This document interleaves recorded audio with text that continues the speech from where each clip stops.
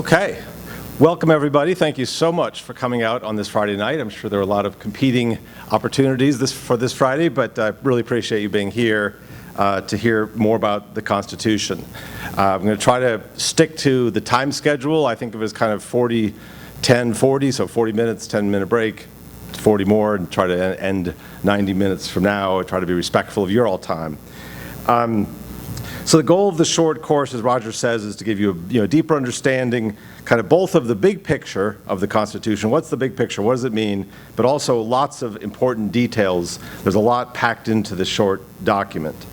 And given the importance of the Constitution, given that it governs our lives in so many ways, it'd be great to see 1,000 classes like this all over the country. People interested in learning about the Constitution. People who, lawyers who go to law school like me, we learn about it in law school. But for the other 99%, we need to have more civic education, and so maybe this could serve as a model. It's really great to see you all here.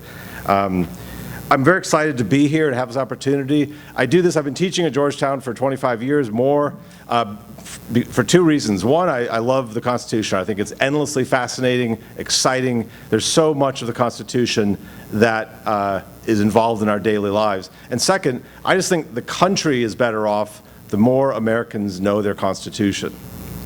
One thing I like to do every class when I teach at Georgetown, I grab the daily paper.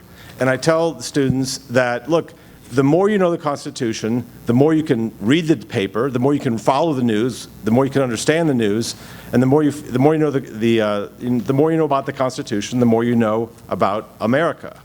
And so I always look through, and I always tell the class, I challenge them. I say, find me a newspaper any given day, Washington Post, New York Times, Wall Street Journal, that does not have an article about the Constitution, and you'll not be able to find a single day without a constitutional article. Now, they don't always say Constitution. Most of the time they don't say it. But here I did a quick 3-minute scan, and I found 3 articles. Here, the bill to overhaul the Supreme Court, add 6 justices, is that legal or not? And then I found, next page, in Hong Kong, they're throwing journalists in jail because they wrote an article about, just describing factually some demonstration that had taken place. Again, free speech, First Amendment issues. And then finally, I've thought on the last page, and this is today's Washington Post, an article on marijuana. But the question is, could there be a national marijuana policy? It's right here. And that implicates one of the key themes, federalism. What is the relationship between state marijuana laws and federal marijuana laws? So those are all topics we're going to address over the next 6 weeks. So here's the roadmap for today's class, and I will tell you, today's class is a little different from the other 5.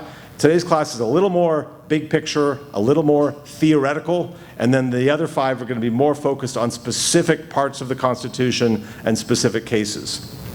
The goal, one of the goals of the class is we're going to try to cover probably 25 or so of the most famous cases from the 237 years that we've been having cases about the Constitution.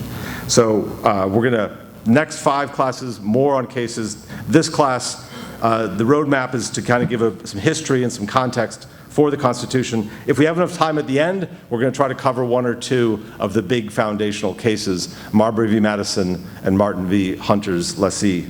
So again, the roadmap for today, number 1, we're going to give a short history on the Constitution. When I say short, I mean very short, the history leading up to the Constitution. Number 2, we're going to look at the forces that shaped the Constitution. Number 3, we're going to actually walk through the document in about 15 minutes. It's an incredibly short document. You can read the entire thing from start to finish in half an hour. And then 4, we're going to, if we have time, we're going to look at these foundational cases. Just a few logistics. I may occasionally call on folks or call on volunteers to answer a question. I do that in class a lot. In class, we often have pretty good discussions. This is a big group, so we may not do that as much, but I will do that occasionally. We are going to have questions at the end, so if you have a burning question, you can raise it during the talk, but if you want to, otherwise we'll have 20 minutes at the end to try to cover all of the questions. And we love questions, absolutely love questions. Reading, there is a reading assignment. It's on the syllabus. You can read those cases. It is entirely optional. There's no requirement to read. But if you want to read, you'll get more out of the class. There are two ways to find the reading assignments. One, have we sent them the link yet? Or are you going to send them the link? We'll do that. Okay. So after the class, Roger is going to send a link. I think he has almost everybody's emails.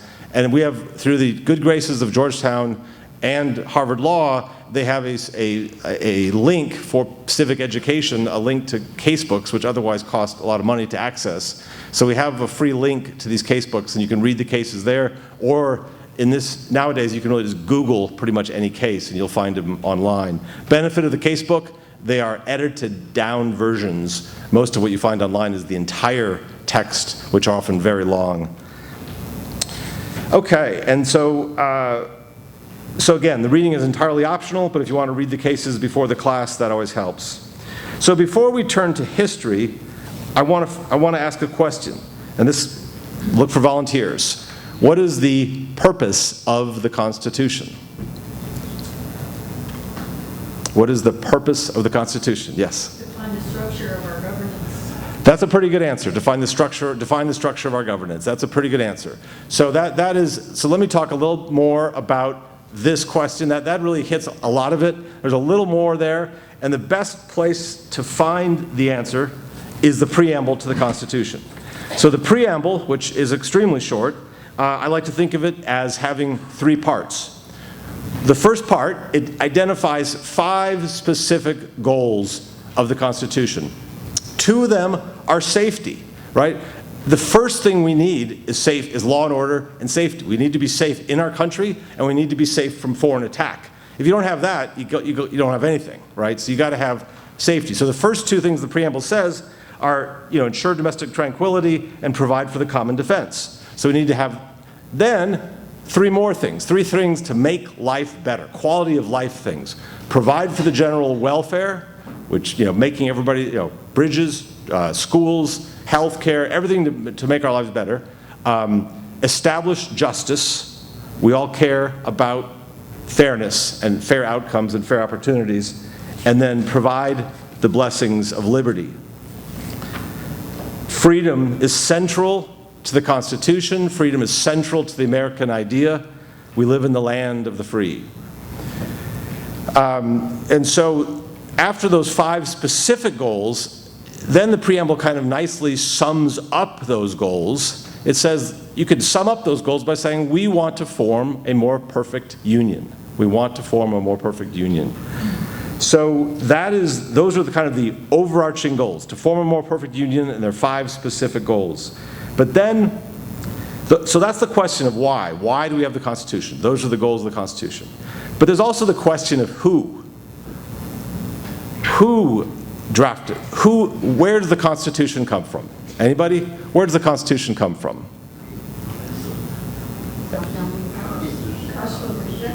I heard Constitutional Convention, Founding Fathers. I probably didn't phrase the question right. Where does the Constitution emanate from? Where does the power of the Constitution come from? The people, right. So that is so important.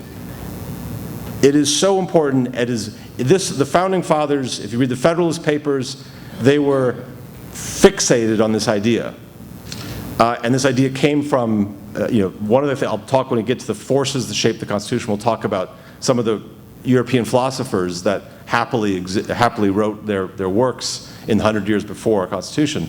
But this idea that ultimate power is with the people. Ultimate power resides with the people. And so the people can decide, look, we can give some power to the government in order to create a more perfect union. We need to come together to create a more perfect union. We can't defend by myself, I can't defend against foreign attack. By myself, I can't build a bridge or build a highway. So we need to come together as to form a more perfect union. But the people retain ultimate sovereignty. One of the things that's interesting about the Constitution is the incredibly close nexus with the Declaration of Independence. The 2 documents tie together, they speak to each other. So I'm going to briefly read two parts of the Declaration of Independence. One we're all familiar with. It's the most famous lines. We hold these truths to be self-evident, that all men are created equal, that they are endowed by their Creator with certain unalienable rights, that among these are life, liberty, and the pursuit of happiness. Those are the famous lines, the beautiful lines, the radical new concept of the American idea that's in the Declaration, and it's very much carried over in the Constitution. But then the Declaration goes on in maybe less famous lines, that to secure these rights, governments are created by the, governments are instituted among men, deriving their just powers from the consent of the their just powers from the consent of the people. So this idea that the power to create the Constitution, the power to create the government, comes from the people.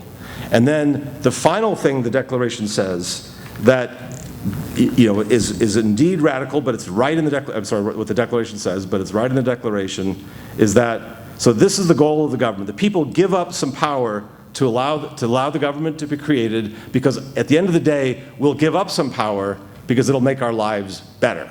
That's the idea. But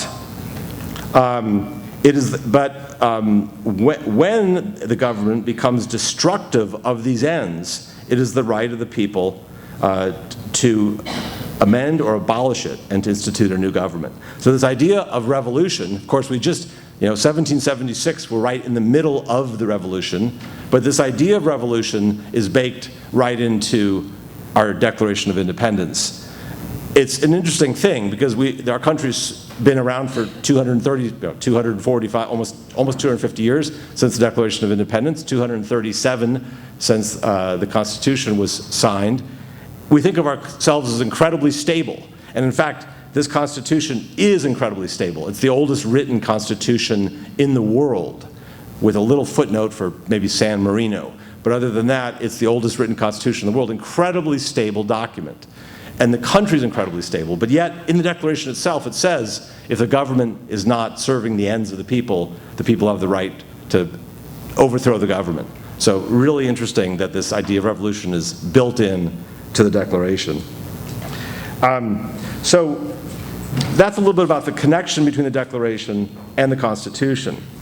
But now let's take just a little bit of history, just a few minutes, just to kind of set the context. Most of you already know all these dates, but I'm going to go through a few dates, just take 5 minutes to do it, but just to set the historical context for 1787. 1787, the summer of 1787, is what we're focused on. It's the date, it is the summer up in Philadelphia when they draft the Constitution.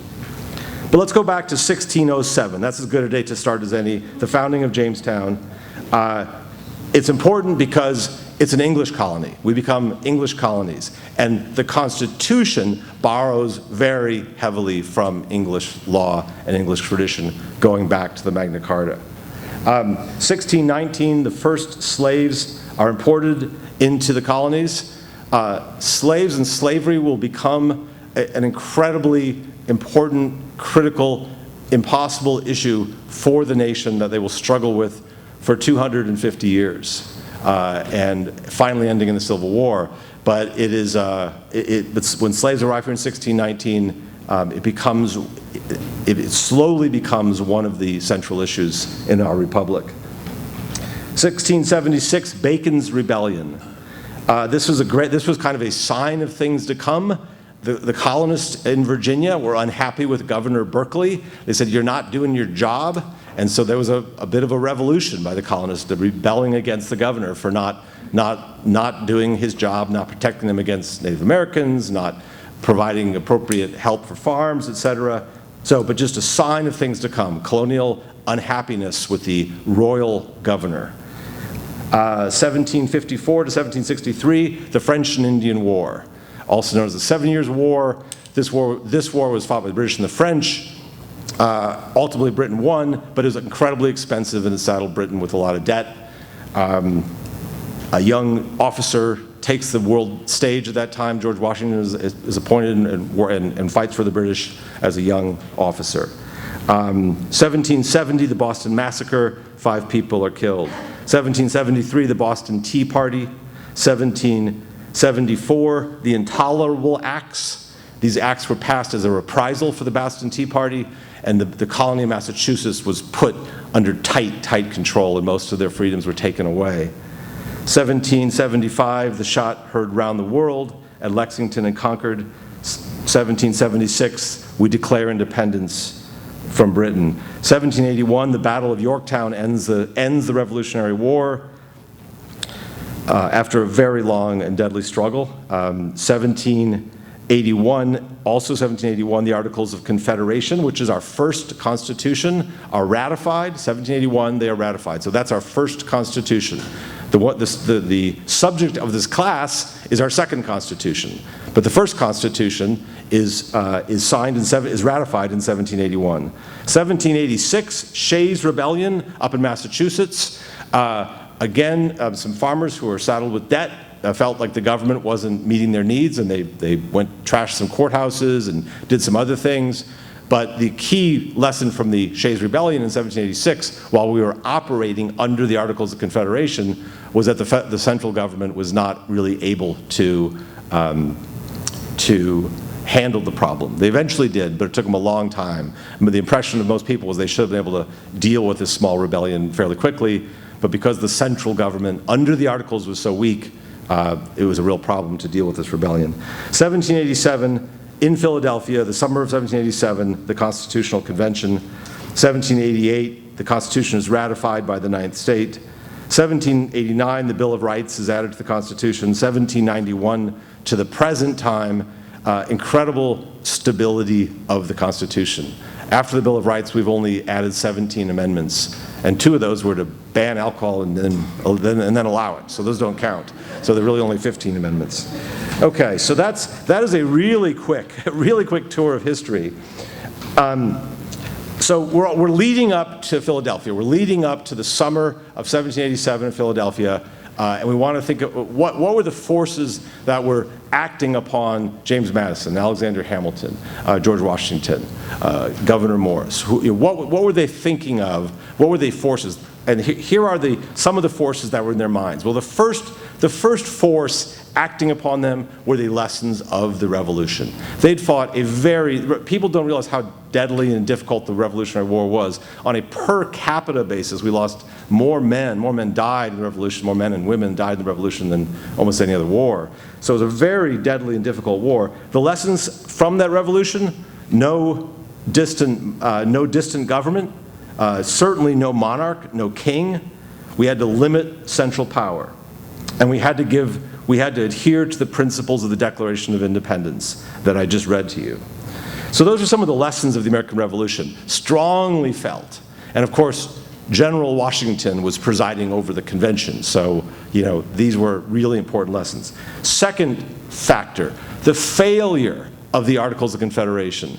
So we all learn from failure, right? We learn from our failures. And so they just drafted this dang thing 5 years ago. It's just brand new. Sorry, it's not working. And why did it not work? There are a lot of reasons, but it did not. There was no federal judiciary. There was no effective president. No real president. There was no power to tax, or very little power to tax. No centralized control over foreign affairs, and so one state was doing this, another state was doing that. So it was just a weak central government, and it was weak for a very good reason, right? After the Revolution, the last thing the new states, Virginia, Pennsylvania, New York, the last thing they wanted to do was give power to a central government, because they just fought a war to get rid of this strong central government. So they didn't want to give power to a strong central government. That is going to be a theme throughout this class. It is a theme throughout American history. How much power to give to the central government, how little. So the failures of the Articles of Confederation were the second force. The third, I mentioned this idea of a philosophical renaissance. The founding fathers were they were real academics. They tended to read a lot, and they read the great philosophers of the day. And just by very happy coincidence, some of the great philosophers that wrote about political theory, about how to structure government, how to structure society. They were writing in the last 50, 100 years. People like John Locke, people like Rousseau, Montesquieu, David Hume, who wrote things about social contract, about the people having the sovereignty and giving up that sovereignty, about separation of powers, about the rule of law. All these were ideas. And so when Madison, who was often called the father of the Constitution, when he would read these books, he's like, well, these are great ideas. Let's implement these. So those ideas we were very fortunate that that we were able to kind of stand on the shoulders of these philosophers and really take their abstract ideas and make them concrete. Okay, fourth, slavery. I mentioned it before. We're going to come back to slavery again and again. I mean, slavery ripples through the Constitution. Slavery ripples through American society. It is a incredibly difficult, powerful issue. In Philadelphia, during the hot summer of 1787, you had some folks arguing strongly against slavery. Let's keep it out of the Constitution. Let's get rid of it. And you had others who said, you're crazy. What are you talking about? Slavery is the best thing ever. We're not going to get rid of slavery. We want the Constitution to have, we want the first words of the Constitution to say slavery is protected in the Constitution. So it was a battle, over these months. And it was clear to Madison, who had kind of the, James Madison, who was, by the way, he had another Virginian. I mean, we're sitting here in Virginia, and Virginia played such a massive role, right? But no other state had the size of the role in the Constitution than Virginia did. And James Madison, father of the Constitution, many of you have probably been to his home in Montpelier. He knew that, much like Lincoln said, his main goal was to save the Union. Everything else was secondary. Madison's goal was to get the Constitution passed and create a good government. So, even if you had to compromise, and the Constitution has lots of compromises in it. So, fifth was differences among the states, right? We had 13 states, some big. The biggest states back then: Virginia, Pennsylvania, New York, Massachusetts, and then a lot of small states, South Carolina, Rhode Island, Connecticut. So, should you give the same power in the government to Virginia as you give to Rhode Island? Virginia was 10 times, 20 times bigger. Should you give the same power to Rhode Island as to Virginia? How do they answer that in the Articles of Confederation? Every state was equal in the Article. Wanted a strong central government. They wanted to give a lot of power to the central government, to Washington. Of course, it wasn't Washington at the time, but they wanted to give a strong power to the central government because they felt, look, this is a big country. We've seen what happens under the Articles of Confederation. We need to have enough power centrally so we can deal with our enemies. Our enemies are all around us: France, Spain, England. They are surrounding us. We needed to have enough central strength. We could not do it state by state. The Anti-Federalists, Patrick Henry, Thomas Jefferson, and others said, look, society is much better off when you have local rule. Local rule is the answer. Give a little bit of power to the central government. They can deal with foreign affairs and foreign battles and things, and maybe they can build a few roads. But almost all power should stay locally, and that was the battle. And of course, what's so interesting is that battle remains today, right? That battle. I mean, look at the question of abortion. We're going to talk about abortion, I think, in class 4 or 5, and we're going to take a deep dive into the abortion cases. But should the abortion question be at the national level or should it be at the state level? But you could take that for 1,000 different issues. Should that issue be decided at the national level or should it be decided at the state level? The Constitution very much tackles that question, and it very much compromises that question. And we're going to come to that in more detail later. So those were the kind of the forces that shaped the Constitution. At least some of them. I mean, I'm going very quickly, but those were some of the key forces as Madison and Hamilton and Washington and Morris and Wilson and others came to Philadelphia. They had all of these thoughts in their mind, right? And you had different people with different agendas, and they had the job to come together and come up with one single constitution. A very difficult task because a lot of people had very different ideas. So So with that, brief history, we're going to actually turn to the Constitution, and we're going to do a quick walk through the actual Constitution. And I think a lot of you got the little mini Constitution that was handed out. Hopefully you have that. And so I'm just going to go through and point out maybe 15 items. We're certainly not going to read the whole thing, but we're just going to go through and highlight some of the key items. Okay, so if you open up the Constitution, I don't know if there's any more back there, or we all out? No, we're out. Okay, so people can just share, hopefully, if you're share with the neighbor, hopefully, if you don't have one.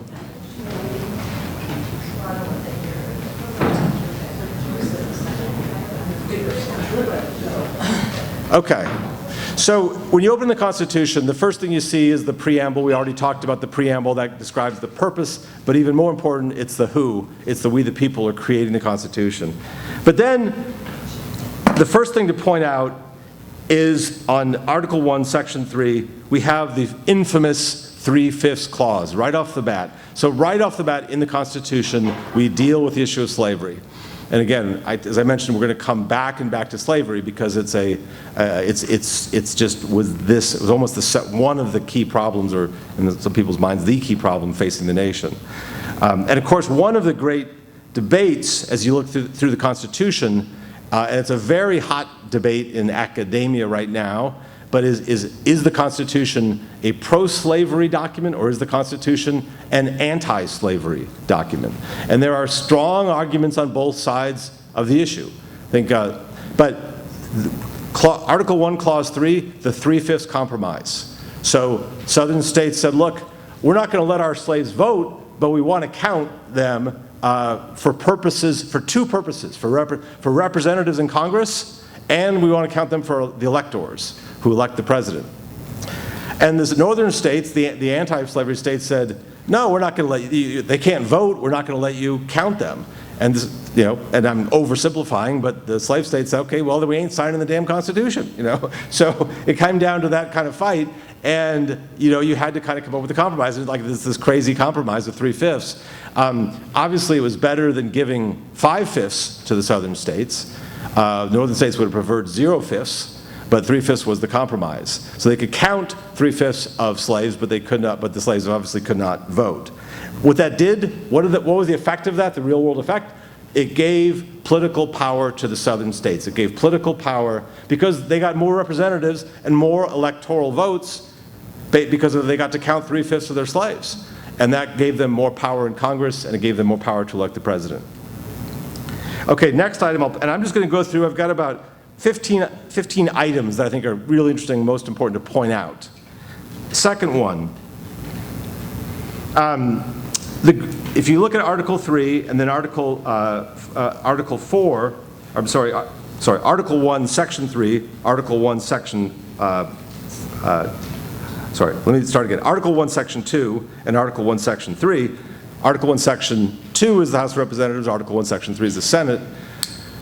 This is what's called the Great Compromise. So remember we talked about, you got this big state, Virginia, little state, Rhode Island. How do you give, should they be exactly equal? Under the Articles of Confederation, they were exactly equal. Well, this is the Great Compromise. In the Senate, the states will be exactly equal, but in the House of Representatives, the large states will get a lot more power. And on that point of the large states getting more power, it's a very interesting thing. We have not increased the size of the House of Representatives in nearly 100 years, and we're at 435 members. But the country's grown much, much bigger. And if you were to kind of readjust now, there would be a lot more representatives and potentially a lot more power going to some of the bigger states like California, Texas, et cetera.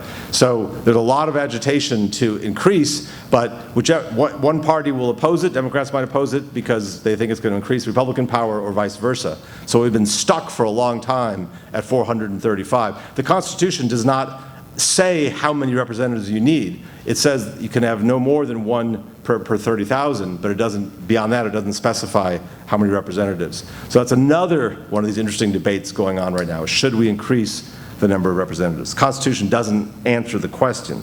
But that is the Great Compromise. The Great Compromise is big states, we're going to give you the House of Representatives there, you have a whole lot more power. But little states, we're going to give you the Senate. And that is, highly, today you read a lot of articles written, does it make sense, is it smart?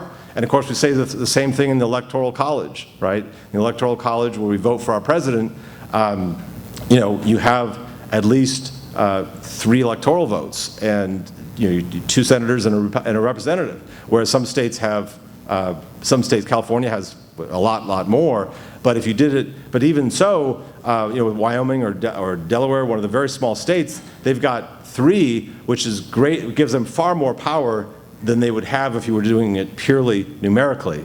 And that's why, because of that distinction between the electoral vote and the popular vote, we're seeing more and more of where one candidate can win the popular vote and another can win the electoral vote. But that's not an accident. The key thing the point I want to make is that's not an accident. That was very much the intent of the founders. They wanted it that way because of federalism, because they believed that federalism, that keeping some power with the states was critically important, and keeping even the small states with enough power was critically important. So that's kind of the Great Compromise, the 3/5 compromise. Note on Article 1, Section 3, the senators of the United States are not elected by the people, they're appointed by the legislatures. So you don't vote for the senator, the legislature of your state picks the senators. Why was that? Going back, there was this great fear in the minds of Madison and Jefferson and these guys, the great fear of pure democracy. They were afraid that pure democracy might lead to some kind of crazy results, and so we better filter the passions of the masses through the legislature, so that the legislature could then think more carefully and pick somebody who's more worthy than might be elected through pure democracy. We know that is then changed and eventually amended, where we get direct election of senators. But that was the mindset of the founders, was they wanted democracy, and in many ways the Constitution creates democracy, but they were also very afraid of direct democracy.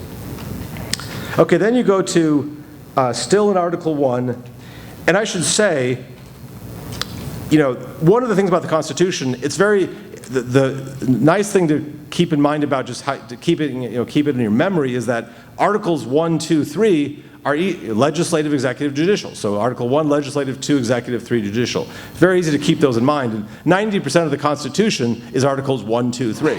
So Article 1 sets up Congress, Article 2 sets up the President, Article 3 sets up the court. Article 4 puts some restrictions on the states, Article 5 creates the amendment process. And Article 6 has the supremacy clause, and Article 7 has the ratification.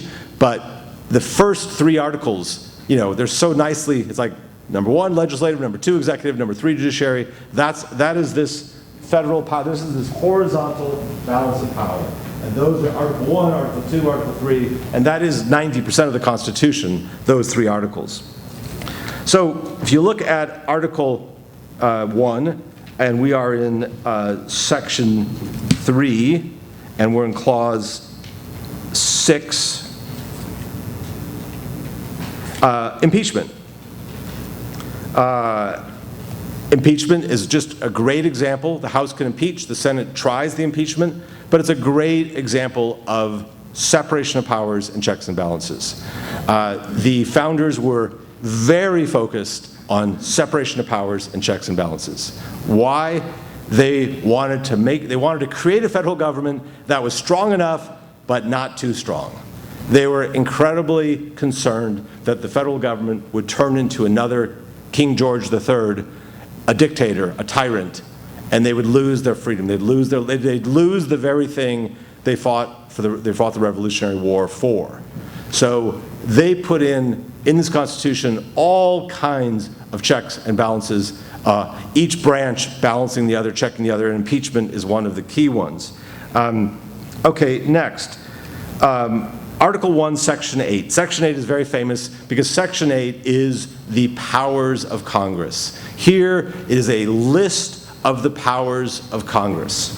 They have the power to lay and collect taxes, the power to coin money, Most importantly, maybe the largest power of all, this is Section 8, Clause 3. They have the power to regulate commerce with foreign nations and among the several states. That's called the Commerce Clause, and the Commerce Clause is probably the single biggest source of power for Congress. So this lays out all the powers, and then they have, at the very end there, Clause 17, they have Clause 18, to make all laws which are necessary and proper to carry in the foregoing. So that's called the Necessary and Proper Clause. So the question is, and this is a question for anybody in the class, why did they go to the trouble of listing these 20 or so powers? Why did they go to the trouble of listing these? Power by power, where they lay out this power, you can do this, you can tax, you can have a post office, you can build roads. But all of the power should be delegated to the state. Yes. So it really comes back to this, to federalism. It comes back to federalism. Again, all four of those concepts run throughout the Constitution. They absolutely wanted, and they made the federal government a government of enumerated powers, of listed powers only, is a government of listed or enumerated powers. And so we're going to read cases. We're going to use the Youngstown Steel case, for example, where President Truman, in the Korean War, seized the steel mills because the steel mills were on strike. He seized them and said, look, we need steel for war. We need to build tanks. We need steel for war production. The court said that might be a very good idea, we might be wise, but the Constitution does not give you that authority. You cannot do that. So we're overruling your power to seize the steel mills.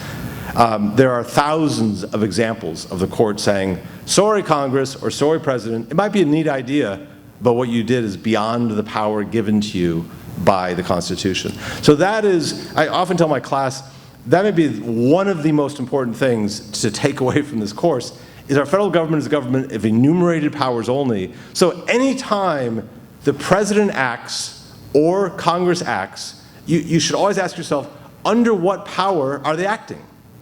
Under what power are they acting? And if Congress passes a law, under what power are you passing that law, Congress? If you can't show me something in the Constitution that gives you that power, then it's beyond your power and it's not valid. We're going to read Marbury v. Madison. Chief Justice Marshall strikes down Congress for doing exactly that.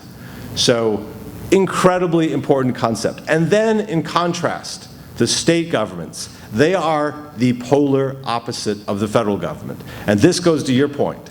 And it goes to the 10th Amendment.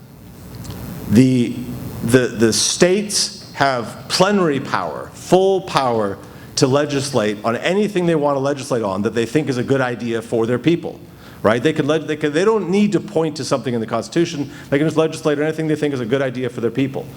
Now, some state constitutions limit what they can do, but the states are free to write the state, like Virginia can have a constitution that says, Virginia legislature, you can do whatever you want to do. If you think it's a good idea for the Virginia people, go for it, do it.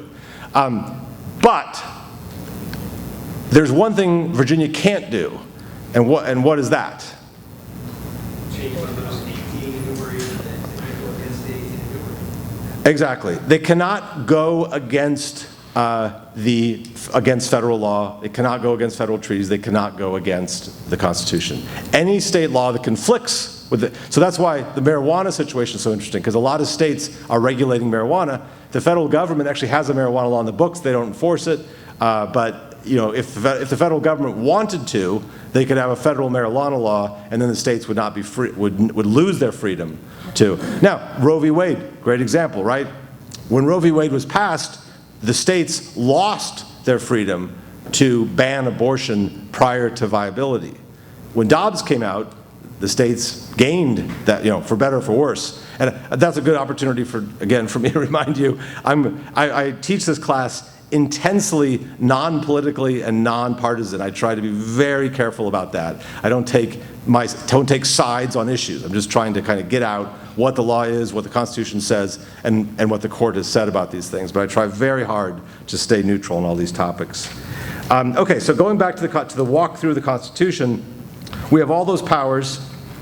And then Article 1, Section 9. Article 1, Section 9. You cannot ban the importation of slaves until 1808.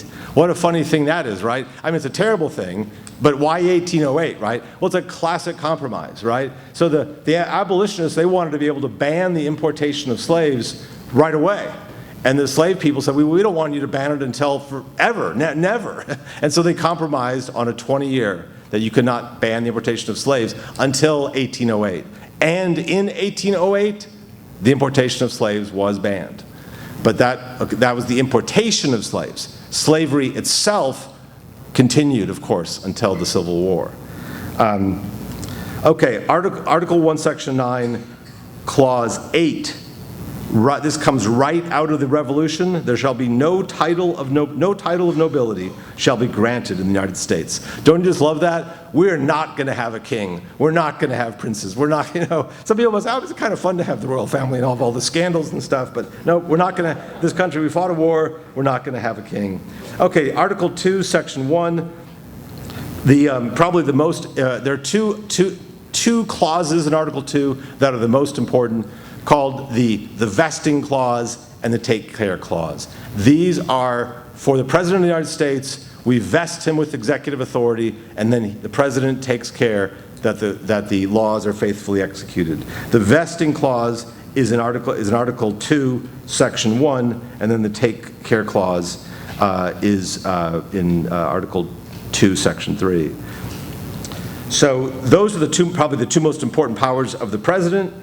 Again, there's a reference in Article 2, Section 2 to powers of the states. Here, Article 2, Section 2 talks about the power of the states. Have you ever wondered why do the states run presidential elections, right? But they do. They do because the federal government would love to run the presidential elections themselves, but the Constitution gives that power to the states. The states get to run the presidential election. So each state shall, I'm reading here from Section 2, Clause 2 of Section 1 of Article 2, each state shall appoint in such manner as the legislature thereof may choose, the number of electors, they get to appoint the electors equal to the whole number of senators and representatives of which that state has. So what the Constitution says is the legislatures of each state can decide how to appoint the electors. And of course, in the beginning of our country, the legislature simply appointed the electors picked the president, there wasn't a popular vote. It was done state by state. Some states had popular votes right away, some states didn't. But fairly quickly we moved to a popular vote. But here's the key thing, if Virginia tomorrow said, we're going to take away your right to vote for president, we the Virginia legislature, we're going to decide we're going to pick the electors, and then those electors are going to pick the president. So you people are no longer involved.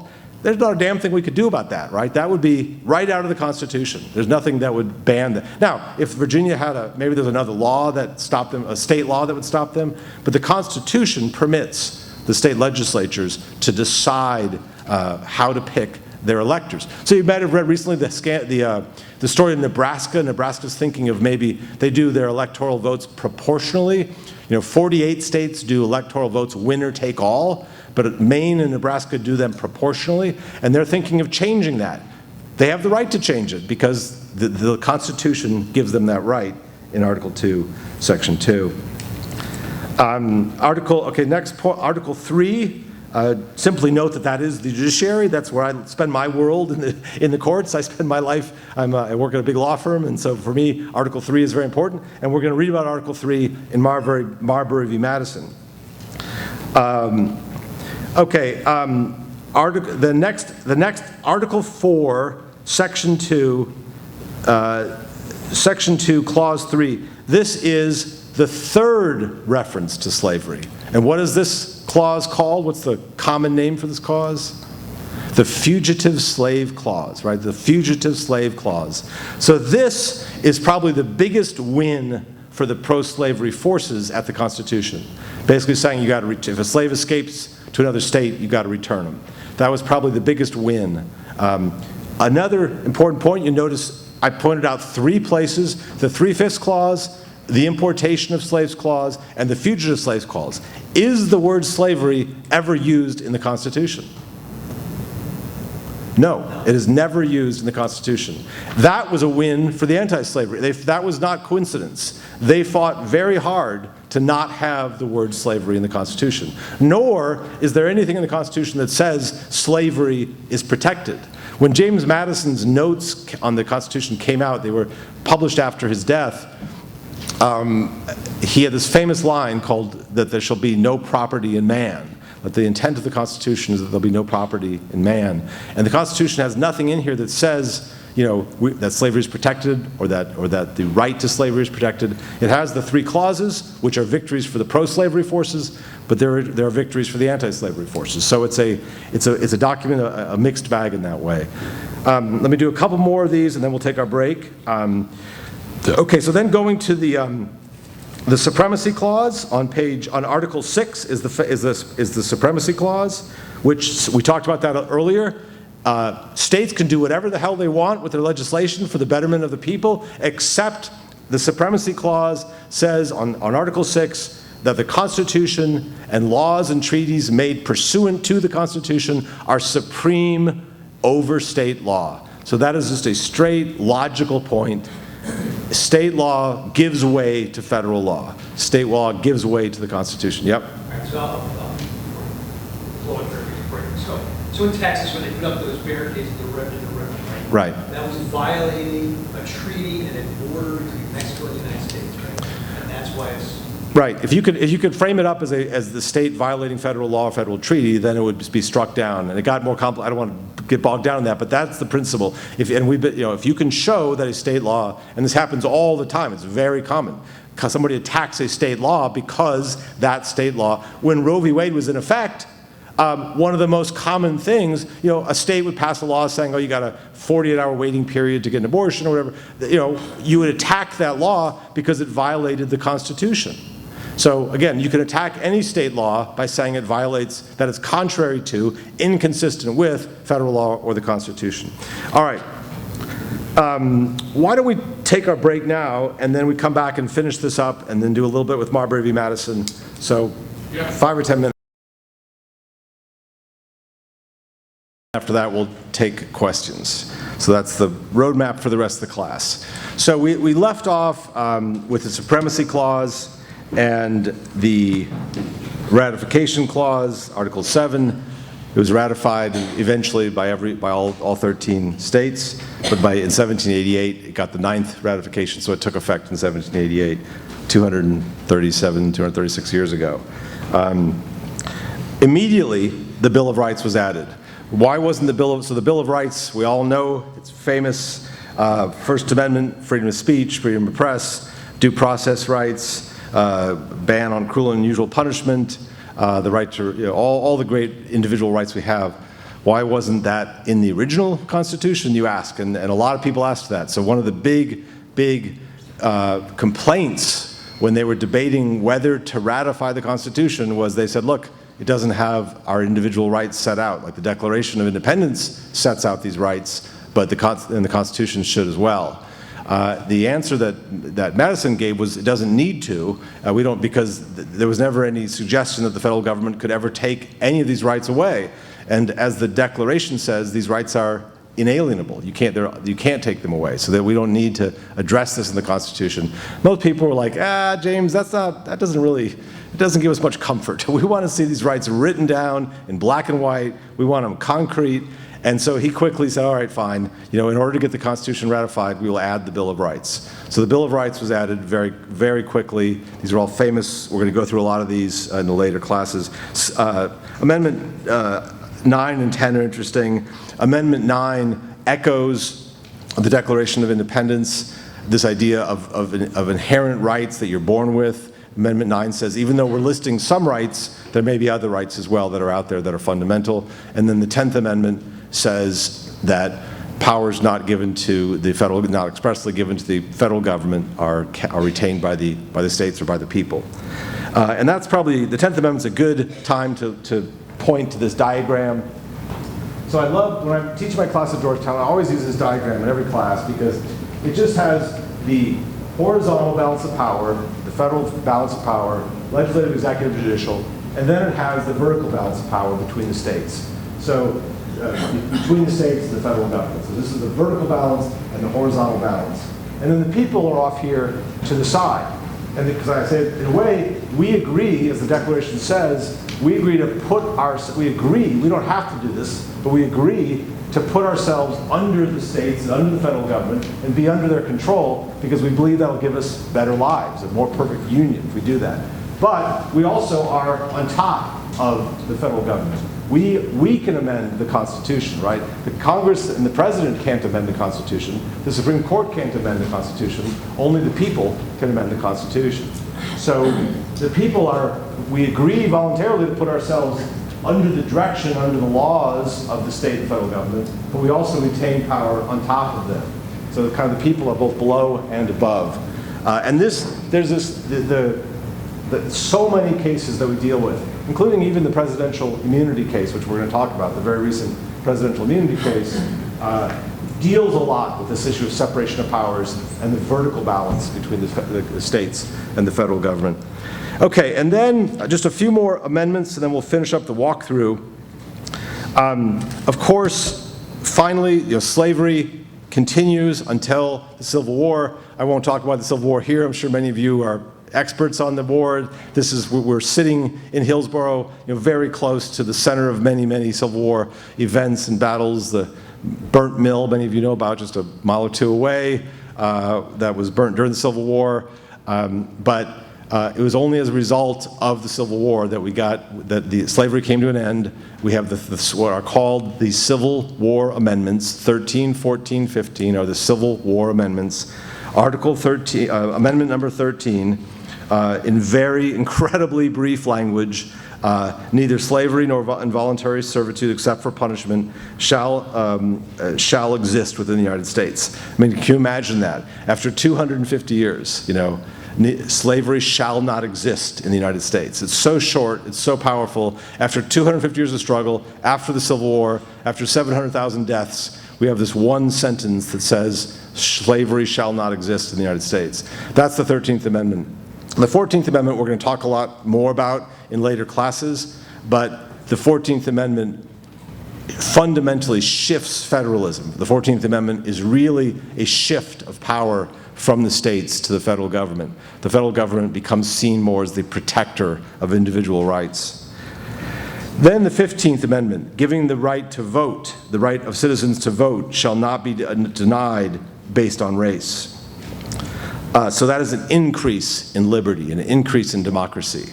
Amendment 17, senators are now elected by the people. Again, democracy increases. And then we get to the very sad 18th Amendment, where they take away our beer. And so our liberty drops on the 18th Amendment. It's a bad day for the country. Our liberty decreases. Meanwhile, the 19th Amendment, the right to vote shall not be denied based on gender after a long fight. So an increase in liberty, an increase in democracy. Article 21, our liberty goes back up. They get rid of the silly 18th Amendment, and we get our beer back. Amendment 24, the right to vote shall not be denied based on the inability to pay a poll tax. Again, democracy increases, liberty increases with that. And the 26th Amendment, the right of citizens to vote, of the United States who are 18 years or age or older shall not be denied or abridged on the basis of age. So again, an increase in liberty, increase in democracy. Why do I go through all that? Because this is, Martin Luther King talked about the long arc of history bends towards justice. So the long arc of the Constitution, we just went through 200 years, but it bends towards more democracy, more liberty, giving more people the right to vote, and more people having the direct right to control the government. So that is hopefully something we'll continue on. And again, I tend to be a really big fan of the Constitution, but I also will point out as we go along the many, many flaws. We have many flaws with the document, many flaws with the court, a lot of problems that we deal with, so I won't hesitate to point those out. But as you can tell, I think very highly of the document itself. It's an amazing document that's been around in more or less the same form for over 200 years. Okay, now we're going to turn to Marbury v. Madison and walk through Marbury in about 10 or 15 minutes, and then we'll go to Q&A. So Marbury v. Madison, some of you may have I've done separate presentations on Marbury. I spent a lot of time with this case. It's one of, if you had to list everybody's list of the 10 most important cases, probably everybody's list of the 5 most important cases ever of all time, Marbury would be on everybody's list of the 5 most important. So it is an incredibly important case. The funny thing is, it involves facts that seem so trivial and so insignificant. But again, setting the historical context real quick, President Adams, our second president, runs for re-election in 1800. He loses, but Jefferson and Aaron Burr tie. They tie, and of course that was before the 12th Amendment, so you did not have to designate who was president, who was vice president. The 12th Amendment then changed that and said you had to designate who was president, who was vice president, who you were voting for each one. You probably know the story. Jefferson and Burr were locked in this tie. There were 36 votes, and they kept deadlocking over who was going to be the president. Aaron Burr, Thomas Jefferson. Finally, Alexander Hamilton steps in and encourages a vote. He puts his weight behind it. Somebody that is kind of his enemy. He doesn't really, he sees very differently with Jefferson. Hamilton's a big central government guy. Jefferson is a states' rights guy. But Hamilton respected Jefferson. He said, look, I totally disagree with you, but I respect you. He had no respect for Aaron Burr. And so he put his weight behind Jefferson. Jefferson became the president. Meanwhile, you know how January 20th is the last day for the president? A little bit different then, but as President Adams' last days were ticking down, he made these last-minute appointments of justices of the peace. He wanted to get, appoint, maybe return some favors, appoint justices of the peace, and he did a few of them literally like on the last day, right? His last day before he left office, and then the Senate quickly confirmed them. And so these were going to be justices of the peace, which was going to be a kind of an honorary job, but it had some duties, and it paid really well. It was an honor to have it. And one of those was Marbury, William Marbury, who wanted to have this job. He said, this is great. I'm going to have justice of the peace job. It pays well. It gives me some prestige. I want and I've been appointed. I've been approved by the Senate. Jefferson takes office. Marbury's commission, the piece of paper, had not actually been delivered to Marbury, and Jefferson said, I'm not going to deliver these crazy last-minute commissions, no way. And he instructed his Secretary of State, James Madison, fourth president, said, James, don't deliver those commissions. So James was like, all right, you're the boss, Tom, I won't deliver the commissions. So Marbury sues and says, hey, I have an absolute legal right to these commissions. He goes right to the Supreme Court and says, goes to the Supreme Court and says, I want my commission, I want my job. So it's about the case is about Marbury getting his job. And the court is very small, very young. The Chief Justice is John Marshall, yet another great Virginian who grew up in Markham, not very far from here, Markham and Marshall area. He takes the case. They have oral argument, and it takes a year because of course, Marshall is a Federalist. He's part of the Federalist Party. Jefferson is the Republican Party or the States' Rights Party. Marshall's more of a central power kind of guy. So there's a big political disagreement. They adjourn. Jefferson adjourns the Supreme Court for a year, but when they come back, Marshall is ready to read his opinion. It's been a very hotly contested case. It's gotten the attention of the nation. Everybody's watching it. And because at this time the Supreme Court was very small, didn't have a lot of power, they didn't really have their own separate building. They were a basement room in the Congress. One of the justices was sick that day, so they instead read the decision from the hotel lobby of this, what's called the Stella's Hotel, right on Capitol Hill. And that's where and a crowd gathered when they heard that Justice Marshall was going to read the opinion. A crowd gathered just like this crowd and said, okay, let's hear what Chief Justice Marshall has to say. Justice Marshall knew that he was in a way between a rock and a hard place, because if he ruled for Marbury was also a Federalist. John Adams had appointed a lot of Federalists. Marshall was a Federalist. Adams was a Federalist.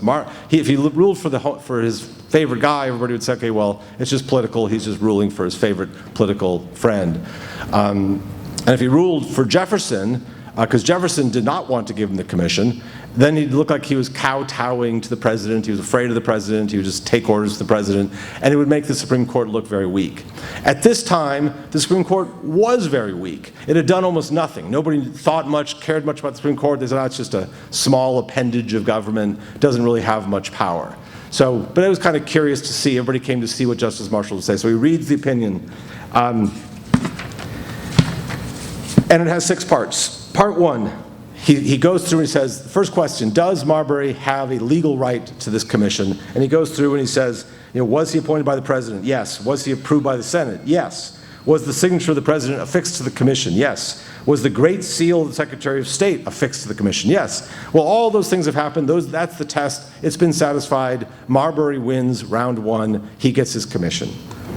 Round 2 of this 6th round decision. And the crowd is all getting excited, cheering for Marbury. Round 2, Marshall says, okay, but is this a political question? The political question is a legal doctrine that says the court should not get involved in purely political issues. In purely political fights between the branches, the court does not get involved. That's called the political question doctrine. But he says, no, this is not, he said, yes, there are political questions, there are many, but this is not one of those. This person has a specific job. Secretary of State Madison has a specific duty under law to deliver the commission. This is not a political question. This is, there's a clear legal duty here. So Marbury wins round 2. Marbury wins round 1, round 2. Round 3, is mandamus the appropriate legal process here? Mandamus is an ancient legal tool. It's called a writ, or an ancient legal tool. If any of you know Spanish or French or Latin, then you could probably figure out what mandamus is, but it means to order. It's a way for any of you can bring a mandamus petition to order a government official to carry out that government official's job.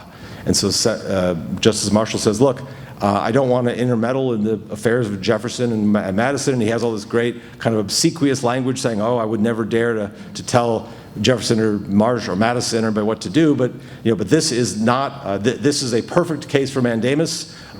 This is a private citizen seeking to enforce his rights against a government official, against Madison. And Madison was the one who, as the Secretary of State, under law, he had the duty to deliver the commission. Number 4,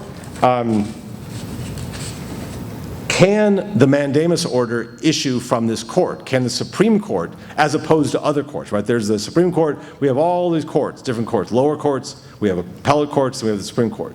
Can this mandamus, can Marbury get his relief from this court?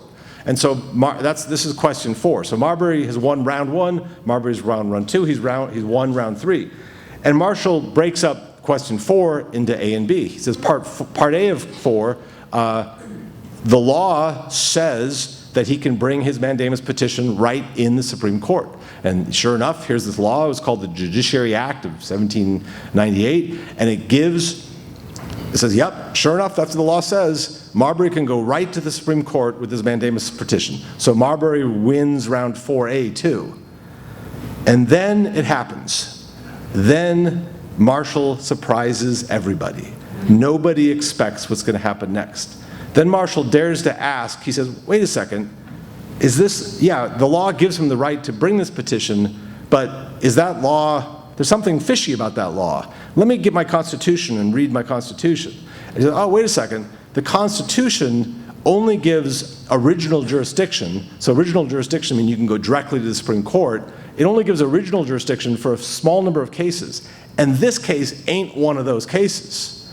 So Marshall says, wait a second, this statute passed by Congress and signed by the president appears to give Marbury a right to bring a case, but that statute is inconsistent with the Constitution, with Article 3 of the Constitution. Article 3 sets out clearly the grounds for when you can bring a case directly in the Supreme Court. So all of a sudden the crowd says, what is he talking about? Marbury's won rounds 1, 2, 3, and 4A. Now it appears that he's lost round 4B. What does this mean? So then question 5, Marshall says, what is the effect? What happens when a law conflicts with the Constitution? And here is part of the most famous, is the second most famous part of the decision. And here I'll just quote Justice Marshall. He says, "The American people have an original right to establish for their future government such principles as are, in their opinion, shall most conduce to their happiness. This is the basis on which the whole American fabric has been erected. Certainly all those who framed written constitutions contemplate them as forming the fundamental and paramount law of the nation, and consequently the theory of every such government must be that any action or law repugnant to the Constitution is void. Therefore, it is a proposition too plain to be contested that any legislative act repugnant to the Constitution is void." The crowd goes silent. They're like, wait a second, is Marshall saying that the court can overturn a law of Congress? That this little puny court can overturn a law of Congress? Up until now, that had been unheard of. Like, this is this little court, they don't have any power, how can they do this? He says that law that Congress passed and the president signed is invalid. Then he says, the final question, so Marbury loses round 5. The final question, because Madison argues, look, you think it's unconstitutional. I'm James Madison. I happen to be the father of the Constitution. I understand the Constitution, and I'm telling you this law is not unconstitutional. And by the way, I work for the guy Thomas Jefferson. He knows a thing or two about it too. And believe me, we're confident that it's not unconstitutional. We think you can find a way. You can make a clever argument to say the law does not conflict with the Constitution. Marshall, in the most famous part of the opinion, explains why the judiciary is better equipped to make these decisions through separation of powers. You don't want the fox guarding the hen house. You don't want the president deciding whether his own acts are constitutional. You don't want Congress deciding whether their acts are constitutional. You want an independent third branch, the job of which is to decide these questions, and they've had training to make these decisions. And then he comes out with the most famous line in the case, a line that has been quoted 1,000 times, including by the Supreme Court. Several times this term they quoted this line, but Chief Justice Marshall says, "It is emphatically the province and the duty of the courts to say what the law is." So that's Marbury v. Madison, an amazing case. Why is it amazing? In that one tiny case involving this little person, Marbury, little facts, no big facts, he claims 2 huge powers for the court. He claims the power to declare acts of Congress unconstitutional, and he claims the power to direct the president to comply with the law. Both massive powers, and yet he doesn't actually direct Jefferson to deliver the commission, or Madison to deliver the commission, because he finds that the court does not have jurisdiction. The case is not properly before the court. And so he grabs this power for the court, he gets the power for the court, but Jefferson had talked about possibly disobeying the court. He had talked about, maybe I won't even follow the court's ruling. Well, this ruling, there was nothing to follow. It was just, he declared these principles, which are now enshrined in American law and accepted by almost everybody, but he did not give Jefferson the opportunity to disobey him because there was nothing to obey. The amazing legacy of Marbury v. Madison is that it has stood the test of time. I should have said it was 1800, 1803, so it's been around for 220 years. It is the foundational case of the Constitution, and it is a huge shift of power. Talk about this balance of power. There's a shift from these guys to the judiciary, from the executive, all power shifting to the judiciary. So we now have this incredibly powerful Supreme Court that decides amazingly powerful issues, amazingly important issues, and by and large they are followed, or almost entirely. And that is the rule of law. It's a great legacy. The Constitution is written for we the people, and its fundamental purpose is to protect we the people. Thus, Marbury is a huge win for the people because it puts the Constitution over the entire government and makes clear that nobody's above the law. And so in the 220 years that have followed, the court has many times struck down acts of Congress or ruled the presidential conduct is unlawful. And with one exception I'll talk about, the presidents have obeyed. When they told President Truman he could not seize the steel mills, even in a time of war, he obeyed. When the court ordered President Nixon to turn over his secret tapes, President Nixon obeyed, and then that led to his resignation within weeks. When the court reversed President Bush after 9/11 and said he must give basic due process to Guantanamo inmates, President Bush obeyed. When the court reversed President Obama and said the government must have a warrant before searching private cell phones, President Obama obeyed.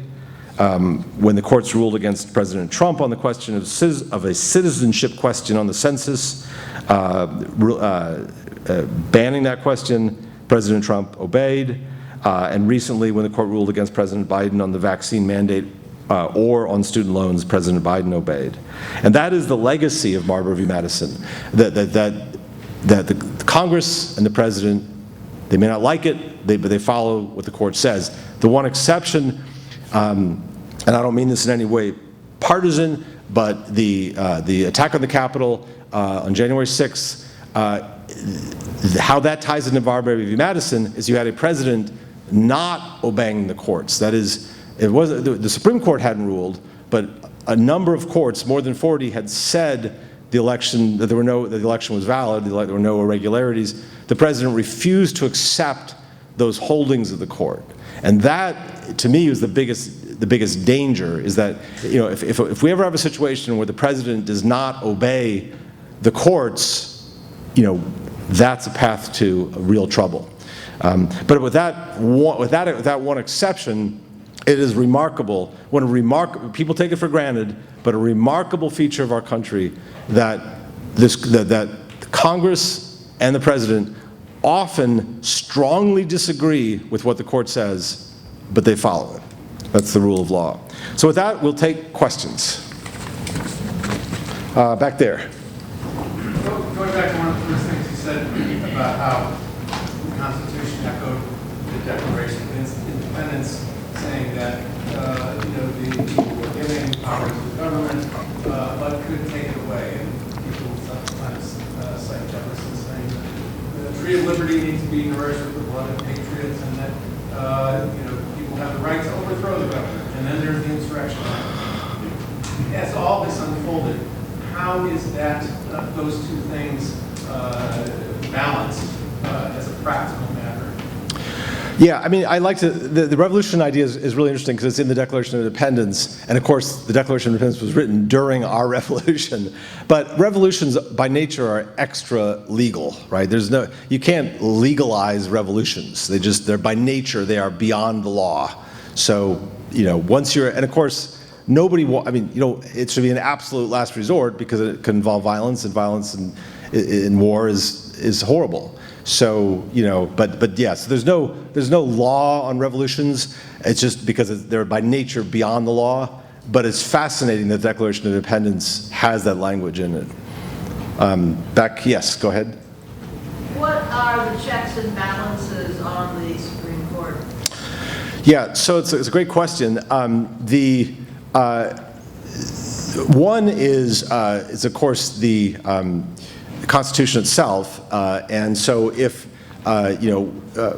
they feel that, so take for example Plessy v. Ferguson, which said that you could have separate but equal public facilities. You could have blacks in one rail car and whites in another. That was against the Constitution. And it took a long time, but eventually, other justices came to see that. And so one check is the court itself, oftentimes other justices realizing that was an error. Another one is the article I just held up. I mean, there's an article here about changing the makeup of the court. There's nothing setting the court at 9 justices, so there's no legal prohibition to adding 2 or 3 or 5 or 6. So that's another potential check. But ultimately, I think your question is a really good question because there is no fundamental check on the court. In some ways, people think the court is, people argue it's too powerful, right? It's too powerful. But I would argue that it is very powerful, but it's probably the lesser evil. I'd rather have that be the most powerful branch than Congress or the president. But there is no, president can't overrule Congress. President can't overrule the court. Congress can't overrule the court. There is one big exception. the court can be overruled in one big area of cases. So one thing the court does a lot, for example, the Biden student loan case, which was in the news just the last couple of months. Biden wanted to forgive student loans. The court said, no, that is invalid. We're overruling that. There, Congress could have overruled the Supreme Court, and they do this fairly often. When the court is simply interpreting what the president acts, and the president acts pursuant to a statute, and the court says, sorry, President Biden, what you did, the Congress did not give you that power. Congress can then come back the next week and give them the power. Just say, okay, you don't like that law, here's a new law that gives them the power. So in that sense, a lot of what the court does, probably a quarter of their cases, are just interpreting what a statute means. When they're doing that, they can be overruled by Congress. Not by the president, but by Congress. But when they're interpreting what the Constitution means, nobody can overrule them. Public opinion is a check. The court can correct itself. That's another check. You can restructure the court. But I think you point out a very good point, which is ultimately there is no fundamental check on the Supreme Court like there is on the executive and the legislative. Yeah. In one of the ways is Congress can and the states can ratify an amendment to the Constitution? Oh, sure. Yeah, I mean, if you're talking about amendments to the Constitution, you can do overruled the Supreme Court. They absolutely could, right? I mean, you could do that. I mean, that would be a fundamental change to our country. Are there any amendments that are being seriously debated right now? I mean, there was, the Equal Rights Amendment? Yeah, I mean, there are always, I mean, there have been like 10,000 amendments discussed in Congress. There's, there are a lot of people proposing a convention of the states to propose amendments. There are a lot of amendments floating around, but I think the Equal Rights was the last really serious one, and that came very close. The amendment bar, the fifth, Article 5 has got a very high bar, right? We know that to get an amendment passed, Article 5, you need to have either Congress or a convention of the states propose the amendment, and 2/3 of Congress or 2/3 of the states need to agree just to propose it. Then you need 3/4 of the states up to approve it. So the 3/4 bar, that's why we've only had 17 amendments in 230 years, because it's so hard to amend the Constitution. Yep. On that precedent where the Congress and the President adhere to the Supreme Court's ruling, how does the that really talks about when you can prosecute the president, when you can criminally prosecute the president, whether the president follows rulings of the court, that's a separate issue. And again, I mean, the history, we have this, I think, an incredibly strong part of America is that in 99.99% of the time, presidents have grumbled and not liked it, but they've followed what the court ordered. Again, I mean, it's interesting because, if the court itself is corrupt, then you're out of luck. But again, if you put your faith in the court, I think more times than not, you're going to be better than if you give the power to the president. One other thing that's being talked about is term limits for Supreme Court. That also is not, you could potentially have term limits. There are a lot of ways you could change the court, but I'm not a huge fan of changing. I think it's worked pretty well the way it has for a long time. Go ahead, over here. I want to go back to the Supreme Court and decide that, right?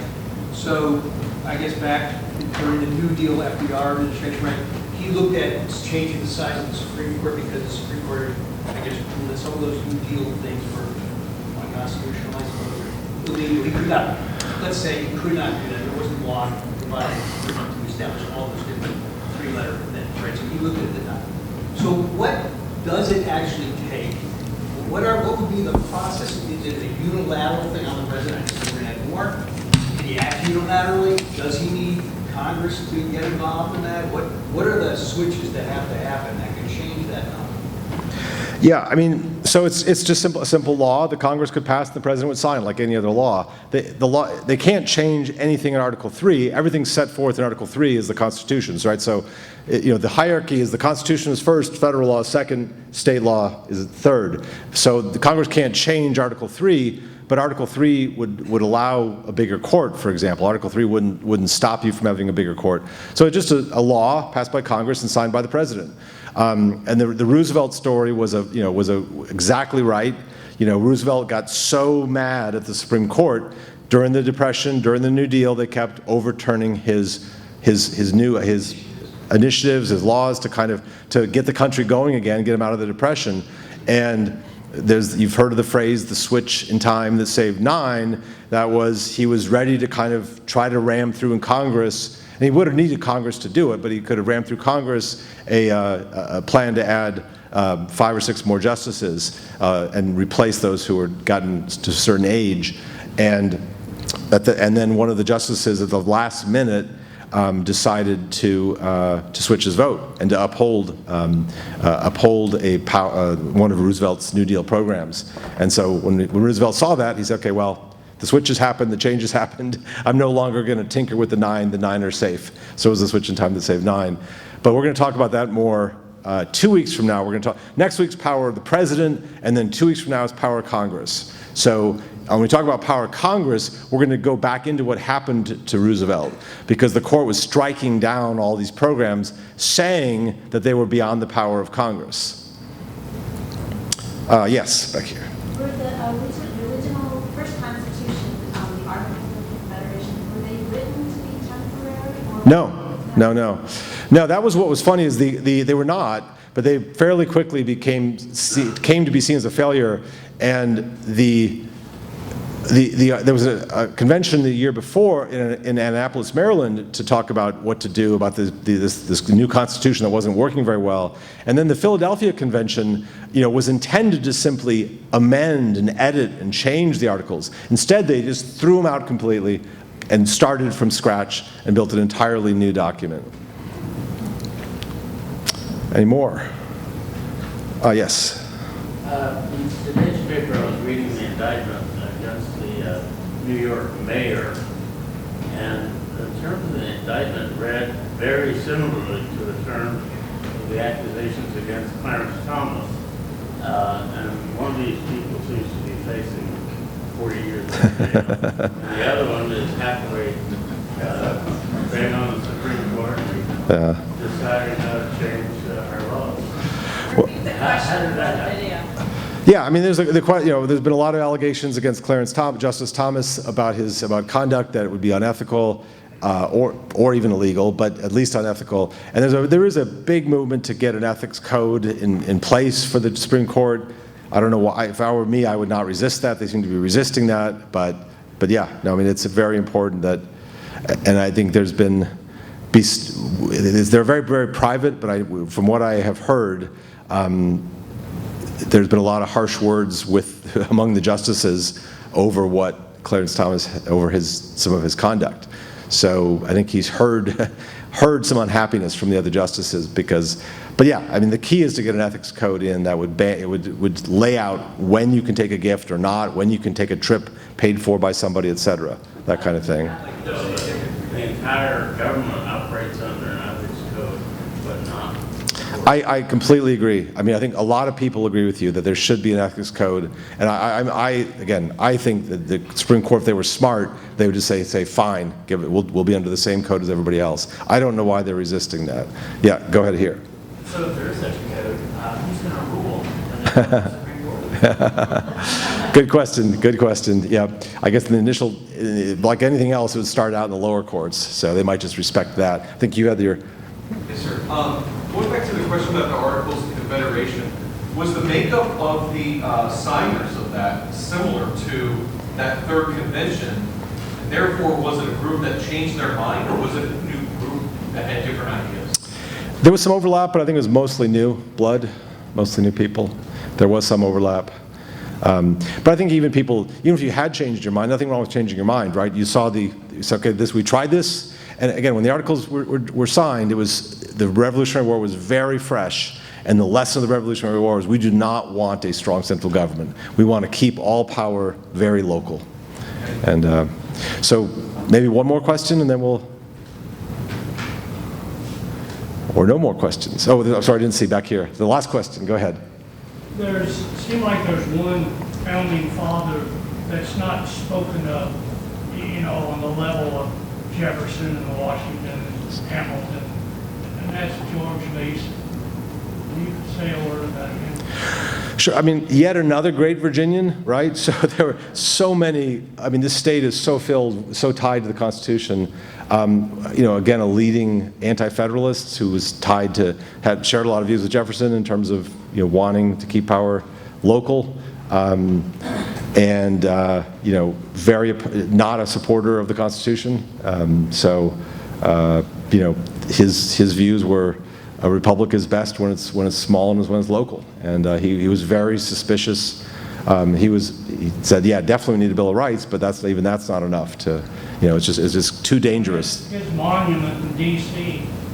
is not very well known. Yeah, no, there are a lot of folks like Governor Morris, who were James Wilson, other founding fathers who are not very well known, but who had major contributions. But anyways, with that, we are going to be, next week is again all about the president, the powers and the limits, and we're going to look at a bunch of the famous cases, including the presidential immunity case. Thank you.